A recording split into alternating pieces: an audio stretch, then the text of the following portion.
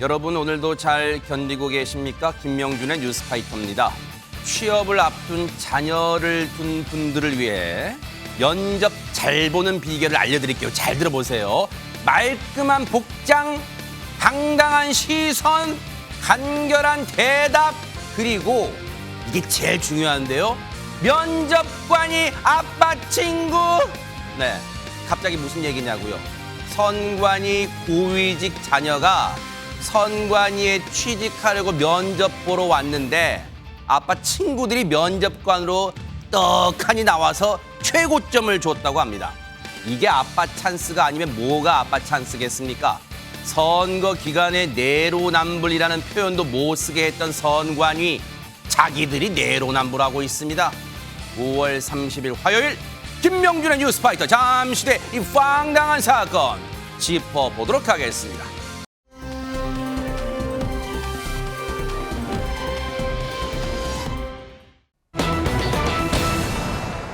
어제 새벽에 서울 중랑구에서 끔찍한 사건이 벌어졌습니다. 이담 아나운서. 네, 어제 오전 12시 48분쯤에 중랑구에서 한 신고가 접수됩니다. 한 아파트 지하 주차장 바닥에서요, 혈흔이 발견됐다는 건데 이 혈흔이 뭔가 끌고 간 듯한 자국으로 발견이 됐다는 겁니다. 네. 경찰이 즉시 신고에 이제 출동을 해서요, 해당 아파트 지하 2층 기계실 안쪽에 이 빗물용 물탱크에서 70대 남성의 시신을 발견했습니다. 세상에. 이 시신의 몸에는요, 흉기로 여러 차례 찔린 흔적이 발견이 됐다고 하고요. 이 지하 2층에 있던 혈흔이 쭉 이어져서 이 남성이 살고 있던 자택인 5층까지 이어져 있었다고 합니다. 세상에, 이런 무슨 끔찍한 일입니까? 당시 상황을 목격하신 분 얘기 들어보시고 이어가 보도록 하겠습니다. 시신으로 추정되는 뭔가를 은근 하시는 분들이 굉장히 무겁게 경찰차가 한 10대 가까이 뭔가 강력 사건이 나긴 났나 보다 이렇게 생각하긴 했었고. 세상에, 누가 이런 끔찍한 범행을 저질렀을까요? 박성배 변호사님. 경찰은 신고가 접수된 지 1시간 36분 만인 어제 오전 2시 24분경 용의자를 검거합니다. 상당히 빠른 시간 내에 용의자를 검거할 수 있었던 이유는 바로 용의자가 숨진 남성의 집에 있었기 때문입니다. 세상에. 용의자는 바로 숨진 남성의 아들인 30대 남성이었습니다. 아니, 양나래 변호사님, 아들을 체포했다. 이 말은 아들이 아버지를 상대로 끔찍한 범행을 저질렀다는 얘기입니까, 지금? 네, 그렇습니다. 경찰은 해당 30대 아들이 부친의 시신을 유기한 그 다수의 정황을 확보했습니다. 먼저 해당 아파트 5층에 있는 자택에서부터 지하 2층 물탱크까지 혈흔이 남아 있었고요. 세상에. 그리고 아파트 건물 내 CCTV 및 지하 주차장 그리고 블랙박스 영상에서는 아들이 시신을 끌고 이동하는 장면이 포착이 되었습니다. 세상에. 그리고 아들의 방에서는요, 범행 도구로 사용되었던 것 같은 흉기가 발견되기도 했습니다. 어머. 네, 아들은 아파트 1층과 엘리베이터에 설치된 CCTV 있잖아요. 네. 렌즈에 청테이프를 붙여서 어머. 범행을 숨기려고 한 모습까지도 발견이 됐습니다. 하하. 이후에 엘리베이터로 부친의 시신을 지하 2층에서부터 옮겨가지고 숨긴 뒤에요. 5층의 자택으로 올라간 것으로 확인되고 있습니다.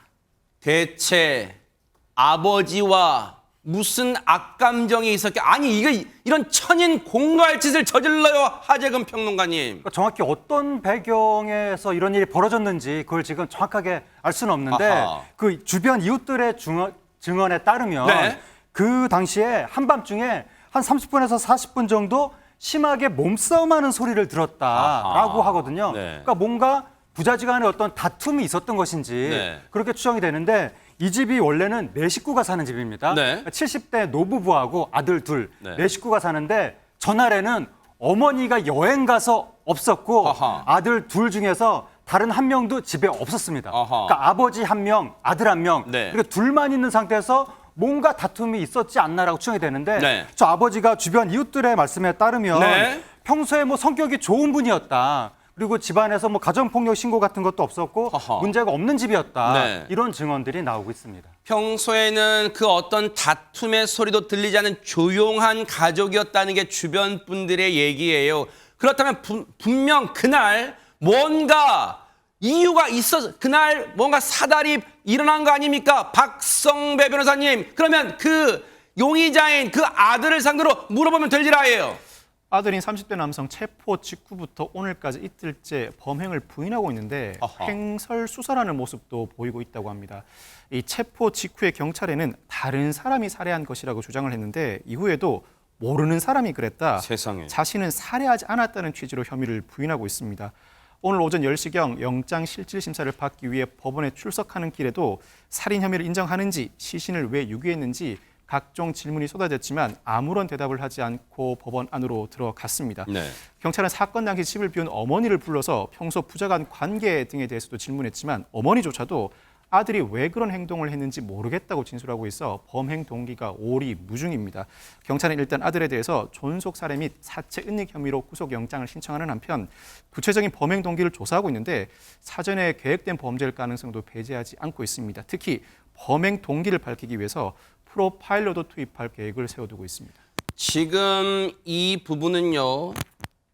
아들은 끔찍하게 자신의 친아버지를 살해하고도 범행 동기에 대해서는 뚜렷하게 대답하지 않고 있고 그런데 앞서 CCTV에 찍힌 모습을 보면 박성배 변호사님 뭔가 그 도구는 말씀드리지 않을게요. CCTV를 가리려고 했던 모습으로 봐서 미뤄 짐작컨대 뭔가 계획적으로 이 범행을 은폐하거나 또는 이 애초부터 이 뭔가 범행을 계획했을 가능성에 무게를 둘 수 있지 않을까요? 어떻습니까? 이 사건은 특이한 부분이 범행 자체는 어느 정도 치밀해 보입니다만 범행 이후의 행보가 상당히 치밀함과는 거리가 있습니다. 아하. 즉 각종 CCTV를 청테이프로 가리는 모습에서 범행을 은폐하기 위한 그 의도가 충분히 엿보입니다만 그 과정에서도 시신을 그대로 끌고 내려와 혈흔을 온전히 남긴다. 누가 봐도 손쉽게 발각될 수 있는 상황도 드러나 아하, 있습니다. 네. 뿐만 아니라 범행 이후에 합리적인 해명을 하지 못할 것 같으면 통상 진술을 거부하기 마련인데 네. 상당히 횡설수설하는 모습을 보이고 있어서 계획된 범죄일 가능성이 있으면서도 범행 동기가 오리무중인 사건입니다. 이 사건은 예단하기는 어렵습니다만 정신감정 등 이 피의자의 온갖 신상에 대해서 전반적인 조사가 이루어져야 범행 동기를 일부분 규명해낼 수 있을 것으로 예상합니다. 당시에 집을 비웠던 이 피의자의 어머니 역시 아들이 대체 왜 이런 행동을 저질렀는지 이해를 할 수 없다고 말하고 있기 때문에 범행 동기 프로파일러를 통해서 반드시 밝혀내야 될 것 같습니다. 너무너무 끔찍한 사건이었습니다.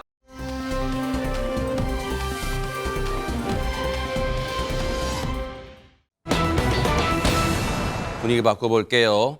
일하지 않는 자 먹지도 말라 이런 게 있죠. 무노동 무임금을 아주 줄기차게 외쳤던 국회의원이 있어요. 먼저 얘기 좀 들어보시고 이어가 보도록 하겠습니다. 여야 구분 없이 초선원이 이렇게 많다라고 하는 것은 국민들이 정말 국회 바꿔라, 일하는 국회로 바꾸라라는 그 명령이 있다라고 생각이 들고요. 이번 국회는 정말 일하는 국회 돼야 되고 정치개혁 돼야 되기 때문에 출석하지 않고 의회 회기에 불출석하고 회의에 불출석하는 의원들은 세비 삭감하고 징계하고 막말하는 국회의원에 대해서 정말 강도 높은 소환과 징계가 될 수 있도록 이런 부분에 있어서 법이 좀 개정돼야 된다고 생각이 됩니다. 2020년 4월이면 여러분 기억나시죠? 바로 김남국 의원이 갓 국회의원 배지를 달고 얼마 안 돼서 아마 인터뷰를 한 것으로 보여져요.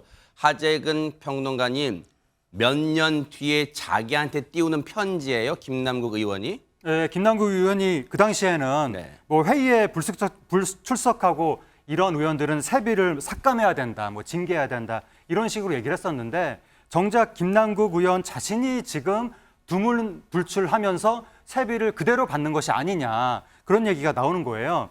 지금 유급 휴가를 낸 상태라고 하는데 네. 국회의원 회비가 한 달에 1,300만 원이 넘는다고 알려져 있습니다. 근데 김남국 의원이 보름 동안 잠적했기 때문에 결국 650만 원이 넘는 세비를 회의 같은 데 참석하지 않고 그냥 받은 것이 아니냐. 네. 그런데 의원실이 의원 한 명만 있는 것이 아니잖아요. 네. 의원실에 가면 뭐 보좌관, 비서관 여러 사람들이 있기 때문에 그런 보좌팀들한테도 세비가 계속해서 투입되고 있는 셈이다라는 점 때문에 지금 비판이 이어지고 있습니다. 엊그저께 자맹 한 며칠 만에 뭐 안산에 있는 뭐 사무실이 자택이니 뭐 포착됐다는 기사가 막 뜨던데 그럼 지금 그동안 뭐 어디 있고 지금 그동안 어디 있었는지 막 궁금해요. 사실은 이담 아나운서. 그러니까 일 안 하고 세비만 받는다 뭐 이런 비판을 좀 의식해서였을까요? 말씀하신 것처럼 지난 24일과 26일쯤에는 안산시의 지역 사무실에 이제 들락거리는 모습이 포착이 됐다라고 왼쪽 알려졌습니다. 사진은 자택으로 들어가는 모습 딱 네. 찍혔고 그리고 26일 날은 지역 사무실에 실루엣 좋아요. 네, 저렇게 딱 찍혔어요. 네. 네, 맞습니다. 오늘도 이제 사무실에 들어가는 모습이 보였다고 합니다. 네. 아마도 복귀가 좀 임박한 거 아니냐라는 이야기가 나오고 있습니다. 아하. 이 와중에 오늘 김남국 의원을 대상으로 이게 열렸다고 합니다. 한번 보시고 이어가 보도록 하겠습니다. 국회의원 김남국 징계안을 국회법 제59조 한소에 따라서 우연의 의결로 상정하여 심사하고자 하는데 이의 있으십니까? 예, 이가 없으시면 가결되었음을 선포합니다.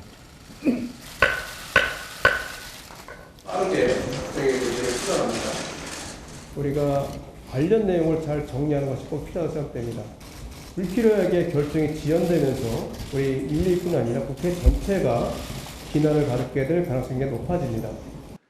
탈당 이후 열흘이 넘도록 김남국 의원은 국회 회의에 불참하고 의혹의 가라앉기를 기다리는 꼼수로 대응을 하고 있습니다. 다음번에는 김남국 의원이 출석할 수 있도록 위원회에서 결의를 했으면 합니다. 자문위원회에서는 김남국 의원을 강제 출석시킬 수 있는 그런 조항은 없습니다. 출석을 거부했다. 그런 경우에는 상당히 징계수위가 높아질걸요. 왜냐하면 디펜스 할 수 있는 사람이 디펜스 할 수 있는 그런 어떤 근거가 사라져버리기 때문에. 제가 뭘 잘못 본 건가요? 아니 웬일로 모처럼 여야가 그냥 만장일치로 그냥 속속 뭐 빨리 절차를 진행하고 있어요. 박성배 변호사님. 국회 윤리특별위원회가 김남국 의원에 대한 징계 논의에 착수했습니다. 여야 모두 이 징계안에 대한 신속한 처리가 필요하다는 데 공감대를 형성했습니다. 특히 이 국회의원 징계를 위해서는 윤리심사 자문위원회를 먼저 거쳐야 하는데 빠른 시간 안에 심사가 이루어지도록 필요한 조치도 필요하다는 데 공감대를 형성했습니다. 국회의원 징계를 위해서는 먼저 윤리심사 자문위원회를 거쳐야 하고 이후에 윤리특위 전체 회의에서 과반수 찬성, 나아가서 국회 본회의에서 제적의원 3분의 2 이상의 동의를 얻어야 합니다. 국회의원 징계는 4단계로 나뉘어집니다. 첫째, 공개회의에서의 경고, 둘째, 공개회의에서의 사과, 셋째, 30일 이내 출석 정지, 그리고 마지막 넷째가 제명입니다. 네. 일단 뭐 징계 4단계는 있습니다만 사실은 이제 마지막 최고수위 제명 같은 거는 사실은 역대 제 기억으로 없었던 걸로 기억돼요. 윤리위가 이 개인의 어떤 헌법기관이 국회의원의 생살 여탈권을 쥐고 흔든 경우는 없었는데 김현주 평론가 일단은 김남국 의원이 사실은 이 지경까지 오는 데에는 본인이 자초한 측면이 많아요. 왜냐하면 뭐 제가 굳이 뭐 며칠 자맹한 그게 뭐가 중요합니까? 안 나왔잖아요, 국회에. 어쨌든 자맹을 했어요. 뭐 어디 가평육에서 포착됐다 어쨌다 그런 거 있었지만 자맹을 하고 안 나왔고 결국은 자기 당도 민주당도 등 돌리는 상황을 만들었단 말이에요. 김남국 의원이. 그럼 윤리위, 국회 윤리위 그동안 솜방망이 처벌 맨날 한다는 비난받아왔던 윤리위가 어떤 징계를 내릴 걸로 예상할 수 있습니까? 그 예상 자체는 뭐 상당히 어렵습니다만 말씀하신 대로 실제 지금 뭐 윤리특위라는 형식이 가동된 이래 제명에 해당되는 징계는 한 차례도 없었습니다. 과거 1979년에 당시 신민당 총재였던 김영삼 의원이 의원직을 박탈당했던 경우가 있는데 그것을 지금 이야기하자면 제명이라는 그런 효과와 비슷한 정도의 아주 그 중징계였다고 볼 수가 있겠습니다. 네. 지금 말씀하신 대로 4단계의 징계 가운데 30일 출석 정지, 국회 의안 정보 시스템에 의하면 18대 국회 이후에 딱 2건이 있었습니다. 강용석 의원이 지난 2011년 그리고 작년에 김기현 의원이 30일간 출석 정지, 그러니까 3단계에 해당되는 징계를 받았었거든요. 그러면 과연 지금 뭐 국민 정서상 그리고 뭐 여러 가지 헌법상의 국회의원의 성실 의무 이런 거에 비추어 볼 때 정말 그 제명을 해야 마땅하지 않느냐라는 의견이 들끓고 있음에도 이것이 현실적으로 국회에서 통과되기 위해서는 제적의원 3분의 2 이상의 찬성이 있어야 합니다. 물론 윤리특위에서 의결이 이루어져야 합니다만 그 이후에 이제 이게 200석 이상의 찬성이 있어야만 이것이 징계가 되는 것이거든요. 기준이 강하네요. 네. 또 물리적으로 따져보자면은 지금 국민의힘이 115석이 있고 정의당 6석이 모두 동의한다고 가정할 때 200석 이상이 되려면은 민주당 의원들이 각계로 80석 이상이 찬성을 해야 징계가 가능할 것입니다. 만약에 그렇게 된다면은 우리 헌정사상의 어떤 기념비적인 징계가 되지 않을까, 헌정사상 유례가 없는 징계가 되지 않을까라는 생각이 들 정도의 지금 네. 이 사안이 매우 엄중하다라는 것에만은 모든 분들이 아마 동의하시지 않을까 생각이 됩니다. 여러분들이 판단하시기도 보세요. 국회 윤리특위에서 할 수 있는 징계가 4단계인데 제일 낮은 단계가 공개회의에서의 경고. 똑바로 하세요! 뭐 이런 거. 그다음에 사과. 그리고 세 번째가 30일 이내 출석 정지면 이거 누구 좋아라고 하는 거. 그냥 나오지 마 하는 거는 그냥 알았어요. 안 나갈게요. 할 수 있는 거 아니에요. 근데 네 번째가 제명. 국회의원직을 박탈하는 게 사실 제일 강해요. 그리고 실질적인데 하지만 말씀해 주신 것처럼 그 조건은 상당히 까다롭고 엄격합니다. 그런데 그래서 일각에서는 징계 결과를 기다리기 전에 징계 결과가 나오기 전에 김남국 의원이 스스로 거취를 결정하는 건 어떻냐 이런 의견도 나오고 있습니다. 한번 들어보시고 이어가 보도록 하겠습니다. 근본적으로 국회의원 자격이 저는 좀 문제된다고 봅니다. 왜냐하면은 국민들은 정말 어렵게 경제 생활을 하고 있고 또 국회의원들에 대한 어떤 세비 문제랄지 여러 가지 예산을 투입해서 상당히 큰 기대를 가지고 있는데 그래서 근본적으로 져버렸다. 그러면은 그것은 국민들이 용납해서는 안 되겠죠. 그럼 또 하나요. 국회의원들도 국민의 뜻을 받들어야 되겠죠. 사실 우리가 눈 감고 저 얘기를 들으면요. 하재근 평론가님. 이거 국민의힘에서 하는 얘기인가 할 거예요. 지금 같은 당 내에서 지금 상당히 김남국 의원에 대해서 강하게 지금 얘기가 나왔단 말이에요. 예, 지금 발언의 강도가 굉장히 높거든요. 지금 저 발언을 한 분이 위철환 민주당 윤리심판위원장인데 저 분이 한 발언 중에 국회의원의 자격이 문제가 된다고 본다. 이거는 상당히 강도가 높은 발언입니다. 네. 그래서 더군다나 저 말을 한 분이 지난 2월 달에 이재명 대표가 임명을 한 분이고 그리고 이재명 대표하고 사법연수원 동기입니다. 그러면서 친명계로 분류가 되기 때문에 저분이 저렇게 발언을 했다는 것은 혹시 이재명 대표가 김남국 의원을 손절한다는 어떠한 신호가 되는 것이 아니냐 그러한 해석도 일각에서는 나오고 있습니다. 만약에 그렇게 된다면 그런 게 물론 지금 그런 전망인과 해석이에요. 그런데 만약 그렇게 된다면 손절 그런 표현도 있지만 글쎄요, 뭐 읍참마속 그런 것도 표현을 쓸 수 있겠네요. 만약 그렇게 된다면. 윤리심판원이 민주당 내의 기구이긴 합니다만 국민의힘의 윤리위원회처럼 당내에서 이제 독립기구입니다. 어떻게 보면 윤리적으로 심판을 하라는 것이기 때문에 아무리 이재명 대표와의 친분 관계가 있다 손 치더라도 그것을 뭐 개인적으로 무슨 언지를 받거나 무슨 내색을 해서 손절을 한다? 저는 이런 식으로는 해석하고 싶지 않고요. 민주당에서 지금 그간에 김남국 의원을 옹호하는 목소리들이 상당히 많이 나왔었습니다. 뭐 사람이 좋다느니 검소한 건 사실이라느니 너무 도덕성을 내세워서는 안 된다느니 온갖 두둔하는 이야기들이 다 나왔습니다만 그게 과연 국민들의 눈높이에 맞는 이야기일까요? 지금 현재 여론조사를 보게 되면은 제명 내지는 중징계에 처해야 된다는 여론이 60% 이상이 나오고 있습니다. 김남국 의원을 바라보는 국민의 시선이 그러할진데 윤리 심판을 책임지고 있는 장으로서 당연히 그러한 합리적인 목소리를 낼 수 있는 것이죠. 이 상황이 더 이상 오래 가다가는 정말 민주당에 어떤 해악을 미치게 될지 모른다는 판단이 분명히 있었을 것으로 보입니다.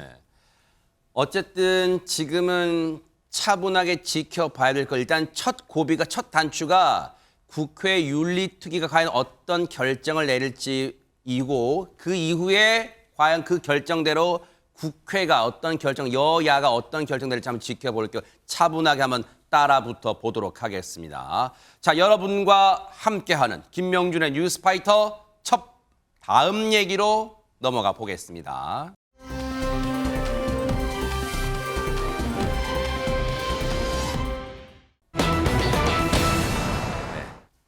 저도 긴장했는지 결과가 주목되는지 첫 번째 얘기라고 또 할 뻔했어요. 자, 지금요 최근에 끔찍한 사건들이 연이어 터지고 있는데 또 한 번 충격을 준 일이 터졌습니다. 이담 아나운서. 네, 이번 사건은 부산에서 일어난 사건인데요. 역시 살인 사건입니다. 지난 26일 오후에 한 20대 여성이 빈 여행용 가방을 집에서 들고 누군가를 만나러 갑니다. 그리고 몇 시간 뒤에 이 가방이 경남 양산의 낙동강 풀숲에서 발견이 됐는데요. 네. 이 안에는 훼손된 시신 일부가 담겨 있었습니다. 세상에. 그날 20대 여성이 만난 사람은요, 한 구직 앱을 통해서 알게 된 또래 여성입니다. 어허. 20대 여성은요, 그 피해자인 이 또래 여성의 자택으로 찾아가게 됐고, 바로 그날 그곳에서 처음 만난 그 여성을 흉기로 살해합니다. 그리고 심지어는 시신을 훼손하고요. 시신 일부를 여행용 가방에 담았던 건데요. 그리고는 그 다음 날인 27일 새벽 피해자 자택에서 한 30분 정도 떨어진 경남 양산 낙동강 풀숲에 이 가방을 유기를 한 것입니다. 세상에. 앞서 CCTV에 포착됐던 그 장면, 여행용 가방을 들고 나가는 장면 보셨죠? 하재근 평론가님, 저기에 세상에,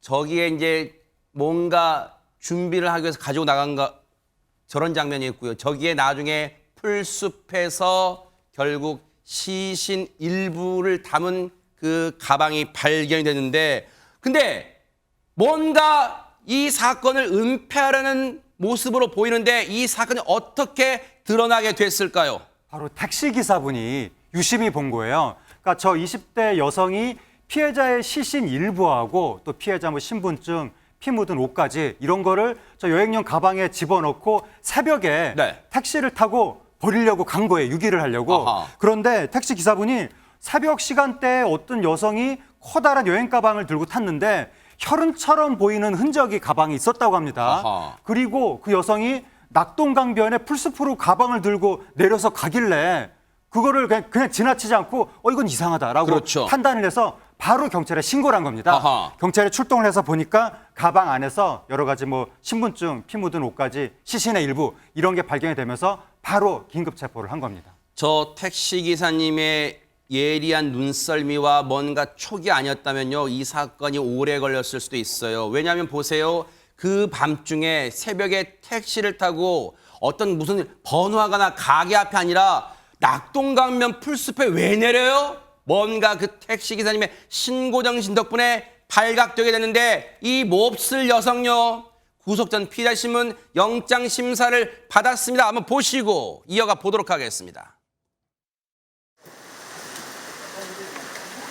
네, 왜 살인하셨어요? 어떻게 되나요? 시신 왜 훼손하셨어요? 미안한 점 없으세요? 말다툼 때문이라는데 말다툼 때문 맞으세요? 유족 플레이 하고 싶은 말 없으세요? 그 어떤 질문에도 묵묵부답으로 일관하고 있습니다. 저 여성은 김현주 평론가님. 그렇습니다. 이 20대 여성 왜 이런 범행을 저질렀는지도 의문인 가운데 그 내용들이 속속 드러나면서 더욱 의문인 점이 지금 가중이 되고 있습니다. 아하. 이 20대 여성은 구직 앱을 통해서 마치 본인이 고등학생 자녀를 둔 학부모인 것처럼 하면서 글을 올리게 됩니다. 본인 자녀의 영어 과외를 도와줄 사람을 찾는다라고 네. 하니까 이 피해자가 내가 하겠다 하면서 아마 연락이 닿았던 모양이에요. 아하. 근데 내용을 주고받다 보니까 너무 이게 거리가 머니까 그러면 저는 하기가 어렵겠습니다라고 피해자가 이야기를 하니까 굉장히 거기를 좀 붙드는 이런 반응을 보여요. 왜냐하면은 내가 맞벌이라서 멀어도 내가 그러면 애를 보낼 테니까 우리 애를 가르쳐달라. 시범 과외를 한번 해줄 수 있겠느냐. 한번 해보고서 결정해도 되지 않겠느냐. 이렇게 설득을 하니까 그러면 주소를 알려줄 테니까 그러면 자녀분 보고 오라고 하세요라고 한 거예요. 그러니까 그 이제 피해자 집을 찾아가게 됩니다. 오후 5시 반경에 찾아가서 이런 범행을 저질렀다고 하는 점에서 도대체 왜 이런 범행을 저질렀는가, 범행 의도에도 상당한 궁금증이 지금 배가가 되고 있습니다. 듣고도 도저히 믿기지가 않아요. 왜 이런 끔찍한 범행을 이런 식으로 계획했을까요? 자신은 20대인데 고등학생 자녀를 두지도 않았는데 과외를 시킨다고, 그 과외 선생님 찾는다고 그 피해자를 찾게 됐고, 그 피해자는 싫다는데 결국 매달렸고 결국 그 피해자 집에 찾아갔어요. 이런 끔찍한 범행을 저질렀는데 경찰의 수사에서 뭔가 드러난 점은 있을까요? 얘기 들어보시고 이어가 보도록 하겠습니다. 우발적이라고 주장하고 있으나 계획적으로 한 건지 아닌지 계속 조사할 예정입니다. 통화 기록 내지는 뭐 동선을 추적하거나 해가지고 공범이 있는지 없는지 여부를 조사를 해야 되겠죠. 늘 이런 사건 보면 우발적 범행을 주장하는데, 아니 혹시 경찰 수사 과정에서 박성배 변호사님 뭔가 의심스러운 대목은 없을까요? 그러면 20대 여성 체포 직후 경찰 조사에서 피해자와 말다툼을 하다 우발적으로 범행을 저질렀다고 진술했습니다. 그렇지만 경찰 수사에 따르면 20대 여성 범행을 저지른 후에 이 시신을 유기하기 위해서 자신의 집까지 돌아가서 여행용 가방을 챙겨왔고, 세상에. 이 과정에서 자신의 범행을 숨기기 위한 도구 등도 준비했으며 옷까지 갈아입는 등 나름 범행 은폐를 위한 치밀한 행적을 보이기도 했습니다. 특히 이 사건의 경우에는 단순히 시신을 유기하는 수준을 넘어서서 시신을 훼손하기도 했는데 그 수준이 일반적인 여성 피의자가 실행하기 어려운 수준이라고 합니다. 이 사건은 여러모로 의문점이 많이 남습니다. 그러니까요. 우선 범행 동기와 관련해서 모르는 사람들끼리 구직 앱을 통해 만나서 갑자기 우발적으로 살해 범행을 저지른다? 범행 동기가 상당히 납득이 되지 않습니다. 특히나 가해자가 고등학생 자녀 과외를 요구한다, 사실과 다른 요구를 하고 있고 피해자가 거부함에도 불구하고 집요하게 만남을 요구합니다. 그러니까요. 어떤 상황에서든 피해자를 반드시 만나야 할 사정이 존재한다는 의미입니다. 또 나름 치밀한 행적을 꾸며내기 위해 애를 썼지만 여행용 가방 내에 피해자 신분증을 남겨둔다? 상당히 허술한 부분도 보입니다. 범행을 은폐하는 과정에서 온전히 오랜 시간 이전부터 범행을 계획했다고 보기에도 다소 부족한 면이 있습니다. 이 사건은 누군가로부터 범행을 교사받고 범행 현장에서도 누군가 도움을 준 자가 존재할 가능성이 상당히 높아 보입니다. 가해자, 피해자, 그 신변에 대한 전반적인 조사가 필요한 사건으로 보입니다. 지금 보세요. 이 끔찍한 범행을 저지른 사람은 잡혔는데 앞으로 경찰 수사 과정에서 보강 수사를 통해서 밝혀내야 될 의문점, 미스터리한 점이 한두 가지가 아니에요. 정말로 앞으로 수사는 어디에 초점을 맞춰야 할까요? 양나래 변호사님. 네, 앞서 경찰은 피해자에 대한 부검을 실시했고 이 결과는 약 2주 정도 뒤에 나올 예정입니다. 그리고 어제는요, 도주의 우려가 있다고 봐서 구속도 됐고요. 네. 앞서 그 박 변호사님께서 말씀해 주신 것처럼 그 피해 행적에 관해서 의문스러운 점도 많고 또 피의자가 체격이 왜소합니다. 영상에서도 확인하실 수 있고요. 그래서 이걸 단독으로 했다고 보기에는 다소 의문스러운 점이 있어서 공범이 있는지 여부에 대해서 그리고 또 계획적으로 진행됐는지 여부에 대해서 구체적으로 밝혀야 될 것이라고 생각이 됩니다. 또한 범죄 수단이 너무도 잔인하고 또 중대한 피해가 발생했기 때문에요. 경찰은 신상 정보를 공개할 것을 고려하고 있습니다.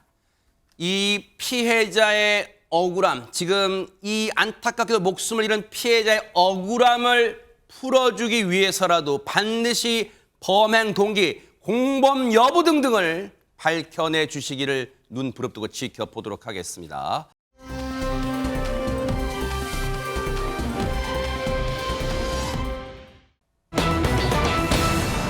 세상에 한밤중에 뭐가 날아왔답니다. 박성배 변호사님. 지난 1일 오후 11시 50분경 늦은 시간이죠. 112에 경찰 신고 전화가 접수됩니다. 어떤 물체에 유리창이 깨졌다는 신고 내용인데 이에 경찰이 서울 노원구의 한 아파트로 출동해서 현장을 확인해 봤더니 아파트 유리창이 깨져 있고 세상에. 범인은 이미 다른 곳으로 이동한 후였습니다. 그런데 이 유리창을 깬 것 난데없는 쇠구슬이었습니다.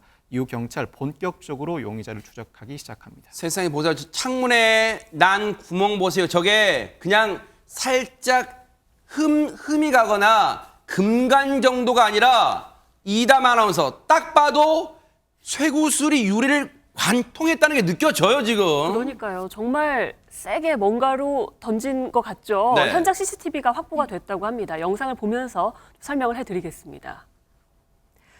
네, 사건이 일어나기 조금 전 해당 아파트 입구인데요. 네. 택배 배송 차량이 이렇게 들어옵니다. 이후에 택배 기사가 트럭에서 물품을 챙겨서 내리는데요. 네. 집집마다 배송을 시작합니다. 네. 그런데 잠시 뒤에 빈손으로 어딘가를 가죠. 네. 택배 기사의 모습인데요. 아파트 화단 쪽에 무릎을 굽혀 자세를 낮추더니 뭔가를 쫙 당겨서 네, 놓습니다. 어머. 자, 새총으로 쇠공을 날리는 모습이었습니다. 어머. 그러고는 유유히 이 현장을 떠났다고 하는데요. 세상에. 이 택배 기사가 바로 한밤중에 유리창을 깨뜨린 범인이었습니다. 아니, 택배 배달하러 잘 왔다가 왜 남의 집 유리창에 대고 이 쇠굿을 새총으로 쏴요? 지금 택배 기사는 이담 아나운서. 그러니까요. 무슨 쇠구슬 총알 배송도 아니고요. 저러면 안 되겠죠. 네. 그래서 잡아서 왜 그랬는지 한번 봐야 되니까요. 네. 검거를 하러 가야겠죠. 어허. 그 모습도 영상으로 준비되어 있습니다. 함께 보시죠. 한밤중에 창문이 깨졌다는 신고를 받고 경찰이 신속히 달려왔습니다. CCTV를 통해서 용의자의 모습을 자세하게 확인을 했고요.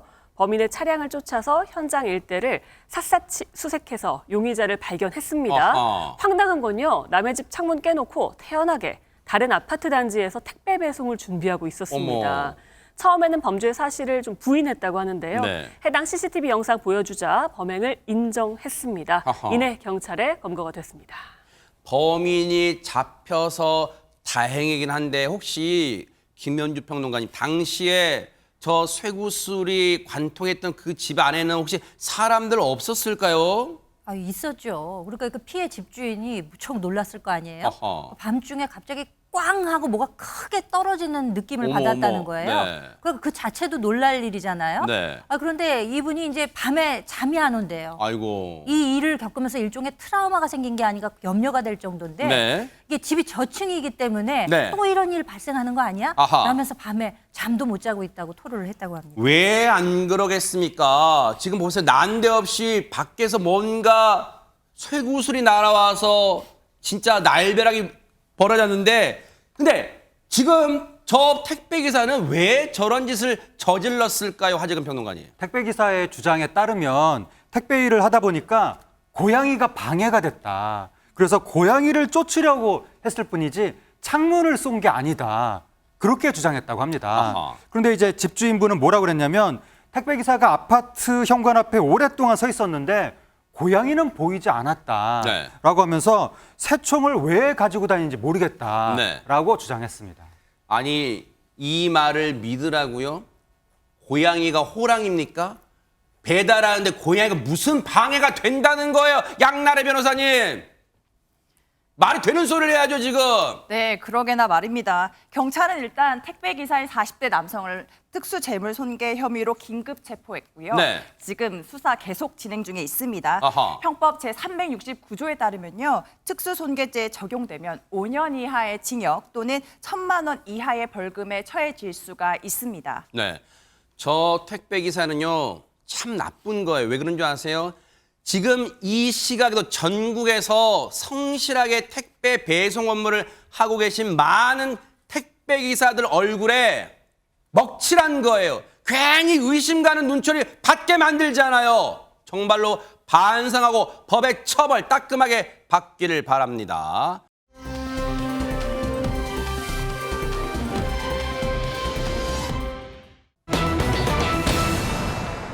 면접 보러 갔는데 앞에 앉은 면접관들이 죄다 아빠 친구랍니다. 얘기 끝난 거예요, 이담 아나운서. 우연히 면접 보러 갔는데 아빠 친구들이 면접관이면 마음 정말 편할 것 같은데요. 자, 바로 이 부분이 지금 며칠 전부터 좀 논란이 되고 있습니다. 중앙선거관리위원회 전현직 고위 간부들의 자녀가요. 특혜 채용 의혹과 특혜 승진 의혹을 지금 받고 있는 겁니다.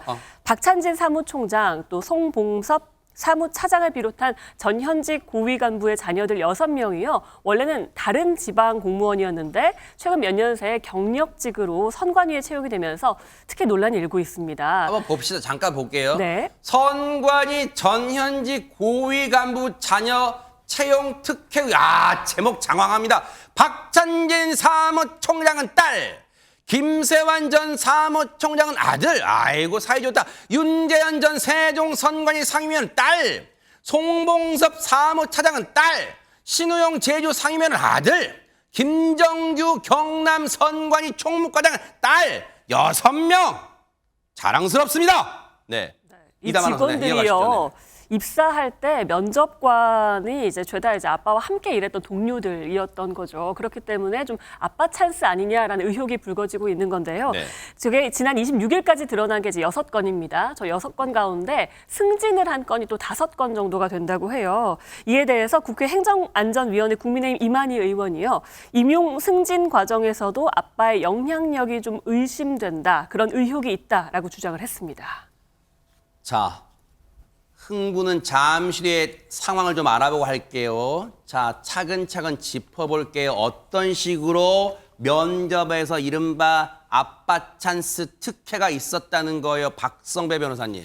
이를테면 인천 강화 군청에서 일하다 지난 20년 선관위 경력직으로 채용된 김세환 전 사무총장의 아들에 대해서는 면접 시 내부위원 3명이 대부분 최고점을 부여했습니다. 상중 하중 상을 몰아줬는데 이들 모두 김 전 사무총장과 같이 일했던 직장 동료였다고 합니다. 네. 또 신우용 제주 선관위 상임위원의 아들도 아빠 동료들에게 경남 선관위 총무과장 딸도 내부 직원 출신 면접관들에게 면접을 받고 역시 대부분 상고득점을 받았다고 합니다. 네. 선관위 간부 자녀 3명 모두 아빠가 일했던 지방 선관위를 통해 경력직 채용에 성공한 것인데 이 박찬진 사무총장의 자녀 역시 4명의 면접위원으로부터 총 20개 항목 중에 17개 항목에서 최고점을 받았습니다.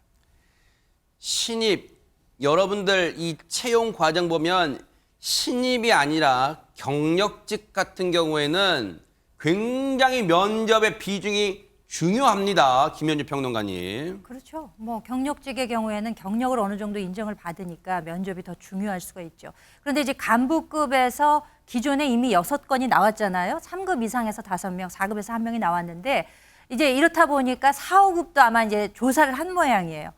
추가로 5명이 더 나왔다는 거예요. 그 자녀들이 5명 경력직 채용. 난리가 났네. 네. 그러니까 이제까지만 해도 지금 11건이 된 거예요. 네. 이러다 보니까 이거 일파만파 점입 가경이다. 아하. 이러면서 전수조사를 하는 것이 낫지 않겠느냐라는 의견이 당연히 나오게 되는 거죠. 네.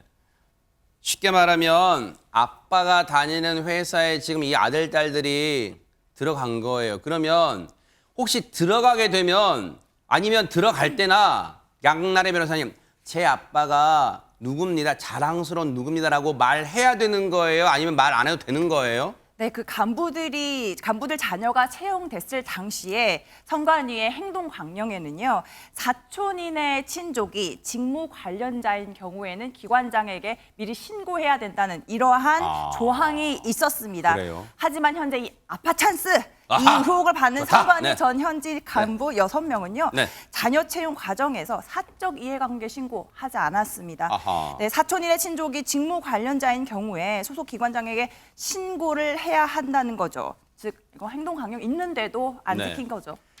박찬진 사무총장은요. 현역이에요, 현역. 그리고 사무총장 여러분 아시죠? 사무총장은 엄청난 실권자입니다. 쉽게 말하면 그 조직의 살림살이를 책임지고 있잖아요. 의혹의 시작점인 된 박찬진 사무총장 뭐라고 얘기하고 있을까요? 얘기 들어보시고 이어가 보도록 하겠습니다. 국민의 눈높이에서 동의하기 어려운 부분이 있지만은 법과 규칙, 관리, 선거관리, 공무원 규칙 등 그런 부분들에 따라서 했고 선관위 사무총장, 사무차장 모두 선관위 공무원 행동 강령에 따르는 이해관계자들에 대한 서면 신고조차도 잘 모른다고 답변을 하셨습니다. 과연 어떻게 이해를 할 수 있습니까? 와, 대박이네요. 박찬진이라는 사람 보세요. 국민의 눈높이에서 동의하기 어려운 부분이 있지만 법과 규칙, 선거관리, 공무원 규칙 등 그런 부분들에 대해서는 그건 규칙은 따라했다. 지금 박성배 변호사님, 이 사람 진짜 국민을 무지한 사람 몰고 있어요, 지금? 이번 의혹은 박찬진 사무총장, 송봉섭 사무차장 자녀가 지방 공무원으로 재직하다가 각각 지난 2018년 선관위 경력직으로 채용된 사실이 알려지면서 불거졌습니다. 무엇보다도 박 사무총장과 송 사무차장은 자녀 채용 과정에서 최종 결재권자라는 점에서 상식적으로 납득이 불가하다는 평가가 나오고 있습니다. 그렇지만 이들은 자녀가 선관위에 채용된 뒤 특혜는 없었다는 주장을 유지하고 있는데 이 박 사무총장은 지난 16일 행안위에 출석해서 자녀 채용 과정에서 원칙을 지켰다고 주장하면서도 내부 행동 강령과 관련해서는 신고 의무가 있는지 몰랐다는 취지로 답을 한 것으로 알려지고 있습니다. 이에 대해 국민의힘 선관위 1, 2인자가 내부 행동 강령조차 인지하지 못했다는 것 말이 되느냐, 자체 감사를 진행 중인 선관위를 신뢰할 수 없다고 비판하고 있습니다. 선거관리위원회가 뭐예요? 선거를 공정하게 관리하는 거잖아요. 선거라는 게 뭐예요? 누구를 뽑는 거잖아요. 선출, 뽑는 거예요. 그럼 경력직 지원자 중에서 뽑는 거잖아요. 그 뽑는 걸 공정하게 관리하지도 못하고 지금 이따위로 했어요, 하정은 평론가님. 그 수많은 또 청년 세대한테 박탈감과 분노를 일으킬 그런 사건이 다시 한번 벌어진 겁니다.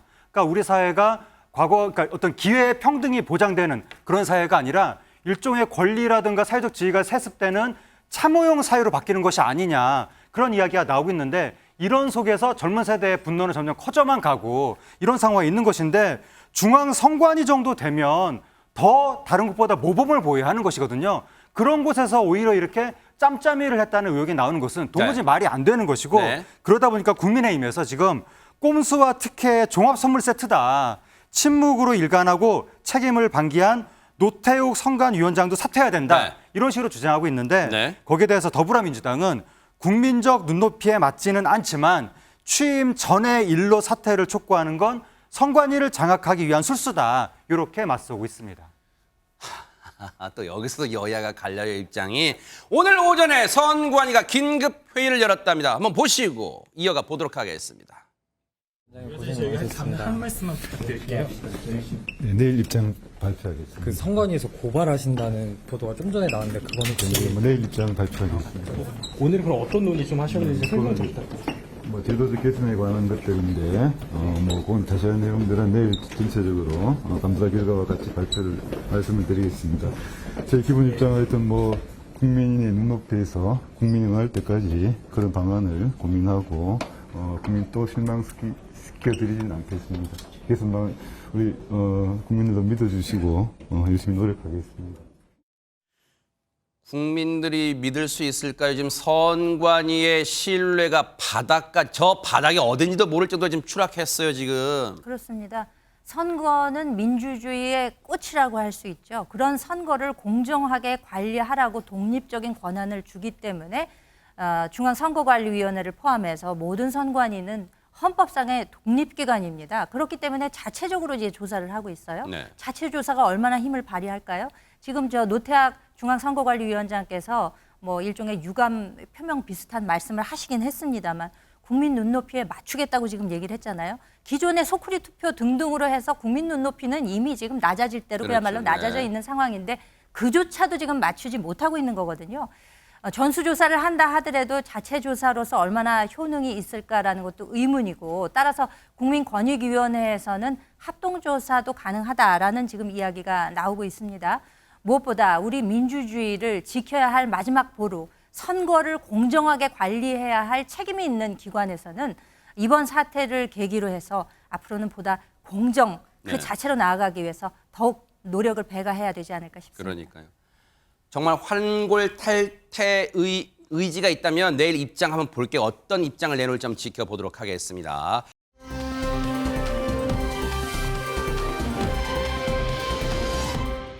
자, 그런가 하면 아니 밥 먹고 할 짓이 이렇게나 없습니까? 박성배 변호사님. 보통 주문한 음식 먹고 나서도 돈 안 내고 가는 수법을 먹튀라고 하잖아요. 그런데 이 공식을 깨는 신종 수법이 등장했다고 합니다. 영상으로 확인해 보시겠습니다. 서울 양천구의 한 식당입니다. 식사를 하러 온 손님이 음식을 주문하는데요. 자, 그런데 음식이 나오자 이 손님 특이한 행동을 합니다. 뭘까요? 이 손님 종업원에게 네. 담배를 피우러 오겠다면서 자리를 뜨는데요. 뭐 그럴 수 있죠, 네. 이렇게 밖으로 나간 손님 네. 식당으로 다시 돌아오지 않았습니다. 어머? 아니 집에 뭐 놔두고 와서 뭐 이렇게 신문 좀 보려고 신문 가지러 가고 그랬을까요? 김현주 평론가 왜 음식 시켜놨는데 담배 피러 나갔다 했는데 그 식당 안 들어오고 저만 가고 있을까요? 이달 양천구의 한 식당의 CCTV 모습인데요. 네. 이 손님이 이제 식당에 들어가면은 주문을 하잖아요. 그렇죠. 메뉴판 보고 주문을 하고 음식이 나오면 기다렸다 먹고 나가면서 계산을 해야 되는 거 아니겠습니까? 네. 근데 이제 주문은 해요. 주문을 하는데 먹지 않고 사라지는 거예요. 먹튀가 아니고 먹 안 튀죠. 그러니까 먹지 않고 진짜 아예 안 온 거예요, 그러면? 그렇죠. 근데 어머. 이후에도 여러 식당들에서 이런 일을 나도 더 겪었다라면서 신고가 들어오는 거예요. 어머. 정말 이상한 일이 아니겠습니까? 네. 근데 이 피해자는 고스란히 소상공인, 자영업자들이에요. 아이고. 그렇기 때문에 이게 경찰들이 이제 그 관내 순찰에 나서게 된 거죠. 아하. 아니 진짜 황당합니다. 왜냐하면 이담 아나운서 소상공인분이나 자영업자분들은 손님에게 물론 다른 식당도 그러겠습니다만 참 정성껏 자신들이 만든 밥 한 끼 따뜻한 밥 한 끼 대접한 심정으로 음식 정성스레 만들었을 텐데 이제 나올까 저제 나올까 기다렸을 거 아니에요. 그러니까요. 이 정성스럽게 만든 음식을 또 맛있게 드셔주는 게 또 손님을 그걸 그렇죠. 좀 보면 또 행복하잖아요. 맞아요. 그런데 손도 대지 않은 음식 아마 다 버리셨어야 했을 것 같은데요. 어머. 다행히 그런데 이 남성이요. 잡혔다고 합니다. 아하. 검거 현장 상황도 CCTV가 있습니다. 그래요? 영상으로 함께 보시겠습니다. 아하, 네. 네, 순찰에 나선 지구대 경찰관들이요. 식당가를 좀 누비는데요. 마침 건너편 도로에서요. 길을 건너는 용의자를 포착을 했습니다. 아하. 경찰이요. 지속적인 추궁 끝에 결국 범행 사실을 시인한 그를 현장에서 검거를 했다고 합니다. 야, 일단 잡은 건 다행인데 아니 근데 좀 많고 많은 사람들 중에 그리고 많고 많은 식당가에서 어떻게 딱 알아봤을까요? 눈썰미가 대단한데요. 얘기 들어보시고 이어가 보도록 하겠습니다. 용의자가 예전부터 좀 관내 절도나 부전취식 이런 사건이 되게 많았던 사람이에요. 그래서 일단 얼굴을 알고 있었고 걸음걸이가 딱 눈에 익었었거든요. 물어보니까 일단 수중에 가진 돈은 없었고요. 그리고 음식은 이미 시켜놓은 상태였는데 가게 주인분한테 이제 말을 해가지고 임의 동행했습니다. 그냥 횡설수설하고 깊은 대화는 좀 잘 안 되는 그런 느낌이 있었어요. 항상 보면은 좀 주치 상태인 경우가 많더라고요. 체포 당시에도 검거 당시에도 수중에는 돈 한 푼 없었다는데 양나래 변호사님 그럼 저 남성은 애초에 주문하고 돈 낼 생각이 아예 없었다는 거잖아요. 네, 맞습니다. 저희 취재에 응해주신 임형진 경장에 따르면요. 네. 용의자는 식당에서 음식을 시키고 먹고 간 적도 있다고 합니다. 그런데 대부분의 경우가 시켜놓고 안 먹는 안먹튀였다고 합니다. 어허. 그런데요, 이 용의자요, 무전취식 외에도요, 절도 혐의도 같이 받고 있다고 하는데요. 어허. 절도와 관련해서는 우리가 가게 앞에 놓아둔 공병 그리고 박스 같은 걸 챙겨가지고 달아놨다고 합니다. 아하. 네, 용의자를 절도와 무전취식 혐의로 잡아가지고 현재 조사 중에 있습니다. 일단 잡혀서는 다행인데 하재근 평론가님 저 피해를 보셨던 분들 뭔가 좀 자영업자분들 그 사장님들 씁쓸하셨겠어요 진짜. 자영업자분들 굉장히 불안하실 것 같습니다. 이런 뉴스를 보면 어느 손님이 음식을 시켜서 음식을 딱 냈는데 이게 최종적으로 결제가 될지 안 될지 못 믿는다는 거잖아요. 아하. 불안할 수밖에 없는데 네. 그러다 보니까 누리꾼들 반응도 네. 이제는 어떤 곳이든 간에 선결제를 도입해야 되는 이유다. 이런 반응이 나왔고 밥에 진심인 나라에서 밥으로 장난친 자의 최후다. 그런 반응도 있고 자영업자가 점점 힘들어지는 세상이다. 이런 얘기도 나왔습니다. 그래요. 우리 자영업자분들 힘들게 하는 일 없기를 바라고요. 혹시라도 이거 절대 따라할 생각 요만큼도 하지 말기를 바랍니다.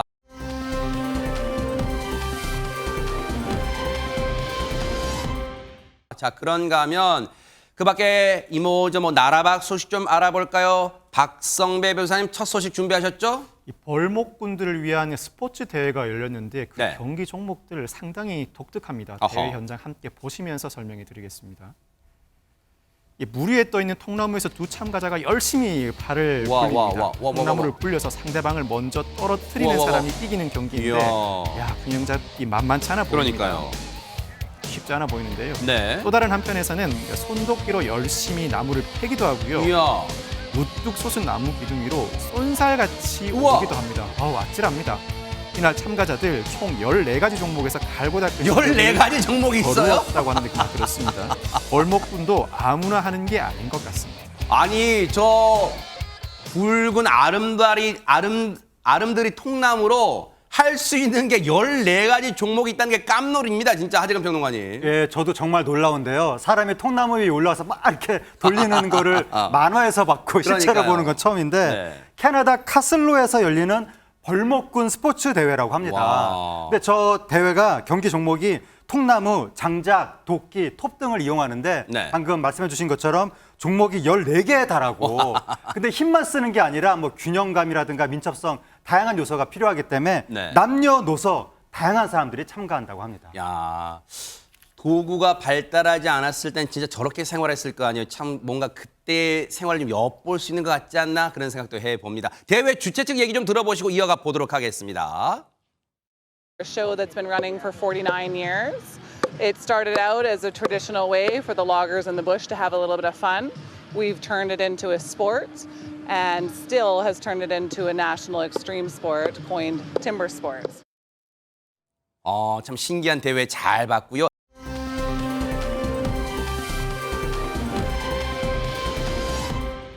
캐나다 찍고 이번에 가볼 나라는 어딜까요? 이담 아나운서. 이번엔 과테말라로 한번 과테말라, 가보겠습니다. 네. 자, 과테말라에서요. 좀 아까는 기술과 요령이 좀 필요한 그런 대회였다면 바로 지금 보시는 영상에서는 용기가 굉장히 필요한 어떤 그런 상황이 펼쳐집니다. 어허, 영상으로 함께 무슨 보시겠습니다. 일일까요? 네. 절벽 위에 설치된 밧줄을요 아슬아슬하게 오르고 있는 이 아이고. 남성이요 잠시 후에 어머. 거침없이 물속으로 뛰어듭니다. 와 어마어마하죠. 다음 차례로 나선 남성 공중제비를 오. 자, 한 바퀴 돕니다. 자 보세요. 아이고. 공중에서 와 완벽하게 공중제비를 돌고 이야. 입수 자세 10점 만점에 10점으로 떨어지죠. 이야. 보기만 어머. 해도 정말 아찔한데요. 이렇게 네. 멋진 다이빙 묘기 펼치는 이들 대체 누굴까요?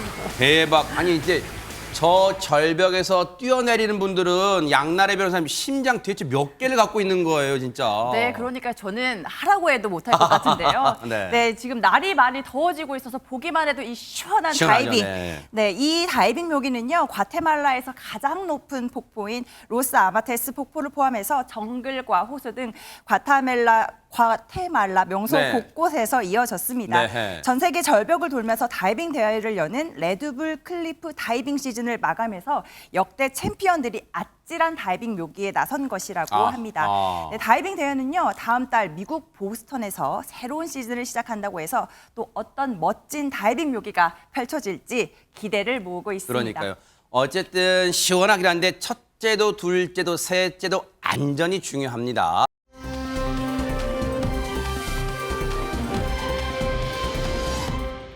그런가 하면 지금 인터넷을 뜨겁게 달구고 있는 동물도 있다는데요. 김현주 평론가님. 네, 중국 하면 이 동물 팬다죠. 아하. 근데 오늘 사연의 주인공은 여느 팬다가 아닙니다. 네. 영상으로 소개해드리겠습니다. 어허. 숲에서 어머. 걸어 나오는 팬다 한 마리 보이시죠? 어머. 일반적인 팬다와는 달리 마치 눈처럼 온몸이 새하얗고 눈은 어머. 붉은색을 띠고 있습니다.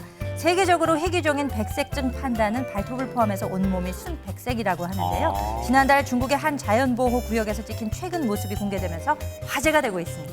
와, 처음에는 그냥 무슨 곰, 뭐 회색곰 이건 줄 알았어요, 하재근 평론가님. 예, 진짜 그냥 보면 말씀하신 것처럼 회색곰처럼 네. 보이는데 대왕 판다라고 하는 것이고 오. 백색증에 걸렸다고 합니다. 네. 이왜 알비노라고 하는 아하. 그 증상 때문에 원래 판다가 귀가 까맣고 팔다리 까맣고 그래야 되는데 네. 다 하얗다는 거예요. 아. 그리고 눈은 붉은색이고 네. 저 중국의 스촨성의 자연보호국 그 관리국에서 4년 동안 저 판다를 추적한 모습을 이번에 공개한 건데 저 알비노 동물이 네. 건강이 안 좋을 때가 왕왕 있거든요. 아하. 다행히 건강은 정상이라고 하고 네. 더 놀라운 것이 저 알비노 대왕 판다가 다른 판다들하고 함께 놀고 짝짓기를 하는 것으로 추정되는 모습도 이번에 공개됐다고 합니다. 야, 20초 드릴게요. 박성배 변호사님. 보통 이 백색증 유전자를 가진 동물들은 좀 물에서 따돌림 당하잖아요. 이 백색증 판다는 수컷과 암컷 모두 백색증 유전자가 있어야 태어날 수 있다고 아하. 합니다. 관리국 관계자 다른 백색증 판다가 있는지 그 여부를 조사 중인데 네. 일단 이 백색증 판다는 자연 환경에 잘 적응해서 다른 판다들과도 잘 어울리고 있다고 합니다. 아우, 천만다행이에요. 잘 자라길 또 응원할게요.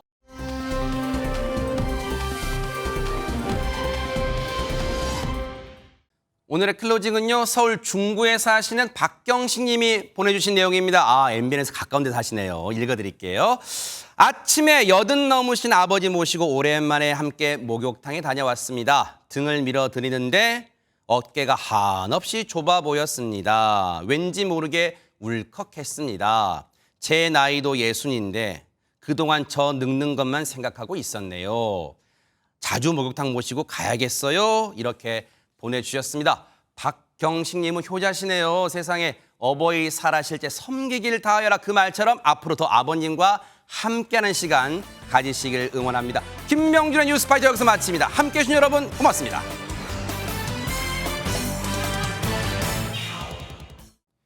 보고 계십니까? 대박 사건. 네, 안녕하십니까? 김명준입니다. 여러분과 함께하는 뉴스파이터. 다양한 소식과 뉴스를 보고 싶으시면 화면 오른쪽을 꾹 눌러 구독해 주시길 바랍니다. TV로도 유튜브로도 여러분께 한 발 더 다가가겠습니다. MBN 뉴스와 뉴스파이터를 사랑해 주셔서 고맙습니다.